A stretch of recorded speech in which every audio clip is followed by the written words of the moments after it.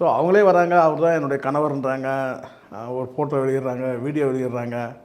அதுக்கப்புறம் எங்கள் வயிற்றில் குழந்தை இருக்குது, அதுக்கு வந்து அவர் தான் அப்பான்னு சொல்கிறாங்க. ஸோ இப்படிலாம் சொல்லும்போது இதெல்லாம் வந்து ஒரு கன்னிப்பெண் அல்லது வந்து திருமணமாகாத ஒரு பெண் சொன்னால் ஓரளவுக்கு எடுபடும். சரிங்களா? இவங்க ஏற்கனவே வந்து உங்களுக்கு தெரியும் வந்து அவங்களுக்கு ஒரு லைஃப் இருந்து அதுக்கப்புறம் டிவோர்ஸ் ஆகிருக்கு, அது வந்து பசங்க இருக்கிறாங்கன்னு சொல்கிறாங்க. ஸோ அப்படிலாம் இருக்கும்போது முதல்ல வந்து நீங்கள் வந்து ஒரு புகார் தரீங்க. அந்த புகார் தந்துட்டு புகார் தர அத்தனை பேருமே வந்து ப்ரெஸ்ஸை மீட் பண்ணுன்ற கட்டாயம் கிடையாது, அவசியம் கிடையாது.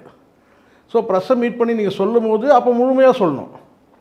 என்ன சொல்லணும்? ஜாய் கிருஷ்ணன்னா முதல்ல ஜாய் கிருஷ்ணா யார், அவங்களுக்கு என்ன ஏற்கனவே ஒரு வாழ்க்கை இருந்தது, அதுக்கப்புறம் அந்த வாழ்க்கை எப்படி முடிஞ்சுது, அப்புறம் இவரோட எப்படி வாழ்க்கை தொடங்குச்சு, இப்போ என்ன நிலமை, இப்போ என்ன பிரச்சனை, அதுதான் சொல்லணும்.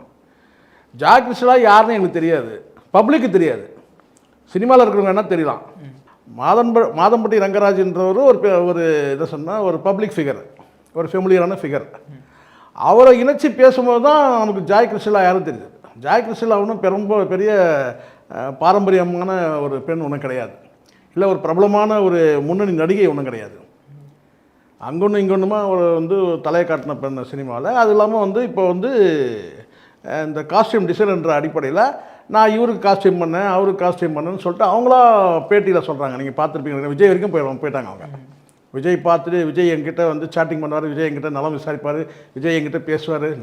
விஜய்க்கு ஏற்கனவே ஏகப்பட்ட வில்லங்க இருக்குது. இதில் இவங்க வேறு சொல்கிறாங்க நான் விஜய் கூட நான் இதை சாட்டிங் பண்ணேன், அதை சாட்டிங் பண்ணேன், அதை பண்ணேன், இதை பண்ணேன் சொல்கிறேன். ஸோ விஜய் மாதிரி இன்னும் பல பேர் வந்து சினிமாவில் வந்து நிறைய பேரோட இவங்களுக்கு தொடர்பு இருக்குது. அப்படி இருக்கும்போது இந்த நமக்கு அதெல்லாம் கூட அப்போல்லாம் கூட நமக்கு தெரியாது. மாதம்பட்டி ரங்கராஜோட இவங்க இணைச்சி பேசப்படும் போது தான் ஜாய் கிருஷ்ணா யாருன்னு நமக்கு தெரியுது.